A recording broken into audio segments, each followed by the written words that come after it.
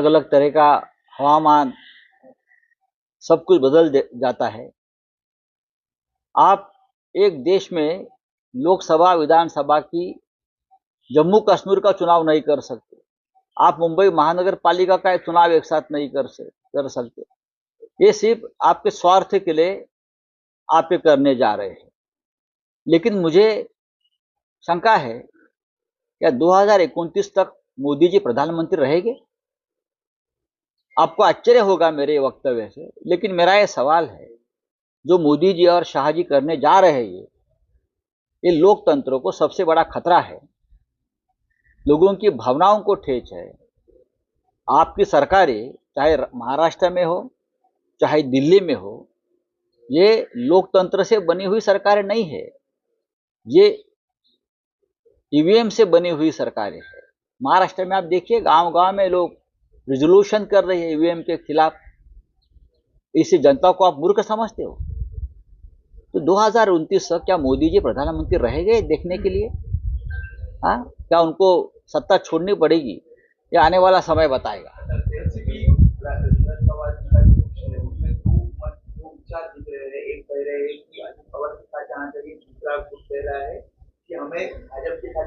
उसका मतलब ये कि है ना, भाजपा के साथ जाना चाहिए, मीन्स भाजपा की गुलामी करनी चाहिए।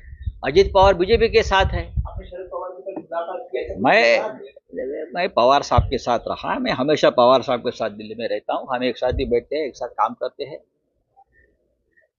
मैं जानता हूँ पवार साहब को, उनकी जो विचारधारा है वो भारतीय जनता पार्टी या आरएसएस से मेल नहीं खाती। पवार साहब अकेले रहेंगे, वापस खड़े रहेंगे, उनकी पार्टी खड़ी करेंगे, लेकिन बीजेपी के साथ कभी नहीं जाएंगे, ये मेरा विश्वास है। देखो, उद्योगपति गौतम अडानी का नाम मैं सुन रहा हूं, जो मोदी जी के मित्र है, वो मिडलमैन है।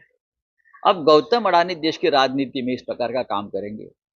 वो मुंबई के टोल नाके लेंगे, जकात नाके लेंगे, मुंबई का एयरपोर्ट चलाएंगे, धारावी का विकास करेंगे, सब कुछ वही करेंगे, राजनीति भी वही करेंगे, हाँ, मध्यस्थता भी वही करेंगे।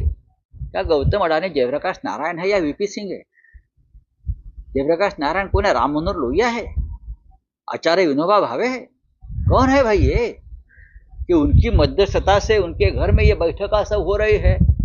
आश्चर्य है, और मुझे लज्जा भी आ रही है कि हमारे लोग उनके साथ बैठकर ये सब राजनीतिक बातें कर रहे हैं। देश के लिए बहुत शर्मनाक बात है ये।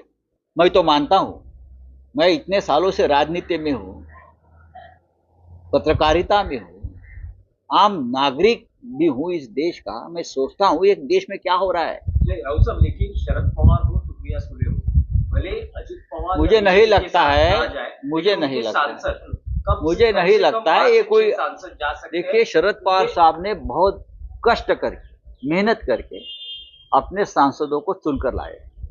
ये तो क्या हैसियत थी किसी की? पवार साहब को चेहरे पर देखकर लोगों ने वोट किया है, 8 सांसद चुनकर है। आप उनको तोड़ेंगे? आपको शर्म आनी चाहिए। आपके पास क्या कम है? आपके पास बहुमत है, फिर भी आपकी ये जो कीड़ा है ना दिमाग में, उसको तोड़ूंगा, उसको तोड़ूंगा, उसको तोड़ूंगा, ये कब तक चलेगा? नहीं, राउत साहब, मामला है प्रफुल्ल पटेल के कैबिनेट मंत्री पद का। प्रफुल्ल पटेल जी को अगर कैबिनेट बनना है तो जाकर मोदी जी के चरणों में बैठो। लेकिन उसको कहा गया है प्रफुल्ल जी को कि जो एक फॉर्मूला तय हुआ है कि 6 सांसदों के पीछे एक मंत्री पद। अजित पवार जी के पास एक ही सांसद है, तटकरे, और 5 सांसद आप तोड़कर लेके आइए। इसलिए प्रफुल्ल साहब की ये सब क्या बोलता है उसको, एक कवायद, तवायफ सब चल रहा है, तवायफ गिरी है ये। चलिए, थैंक यू।